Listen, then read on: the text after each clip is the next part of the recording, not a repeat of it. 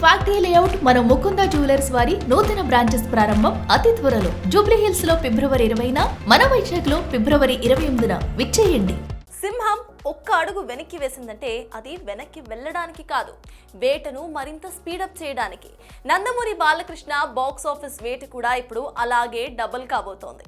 అవును, box office వద్ద back to back blasts కు ముహూర్తం ఖరారు చేసి ఫ్యాన్స్ కు ఉరామాస్ ట్రీట్ ఇవ్వబోతున్నాడట బాలయ్య. మరింతకీ అటాక్ చేయబోతున్న అసలు ఆ సినిమాలు ఏంటి, రిలీజ్ ప్లాన్స్ ఎలా ఉండబోతున్నాయి?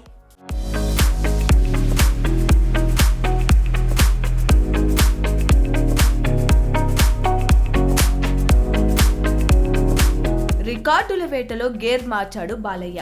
అవును, గోపీచంద్ మలినేనితో చేస్తున్న పవర్ఫుల్ ప్రాజెక్ట్ 2027 సంక్రాంతికి అనుకున్నా ఇప్పుడు సీన్ మారింది.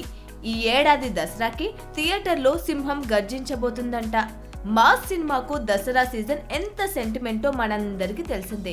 అందుకే స్పీడ్ గా షూటింగ్ కంప్లీట్ చేసి ఈ పండక్కి బాలయ్య మార్క్ యాక్షన్ తో ఫ్యాన్స్ కు పూనకాలు తెప్పించాలని ఫిక్స్ అయ్యాడట గోపీచంద్ మలినేని.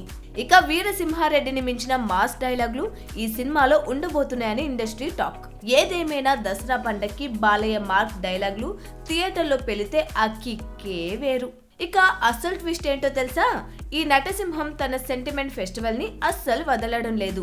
అవును, 2027 సంక్రాంతి బరిలోనూ భారీ ప్లాన్ వేశాడట బాలయ్య.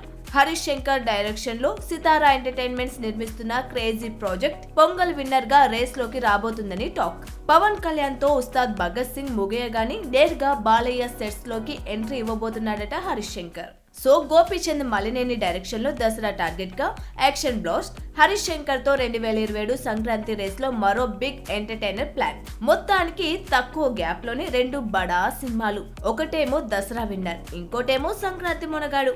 ఒక రకంగా ఫ్యాన్స్ కి ఇది నిజంగా డబుల్ ధమాకనే. చూడాలి మరి ఈసారి బాక్స్ ఆఫీస్ దగ్గర ఈ నటసింహం గర్జన ఎక్కడి వరకు వినిపిస్తుందో.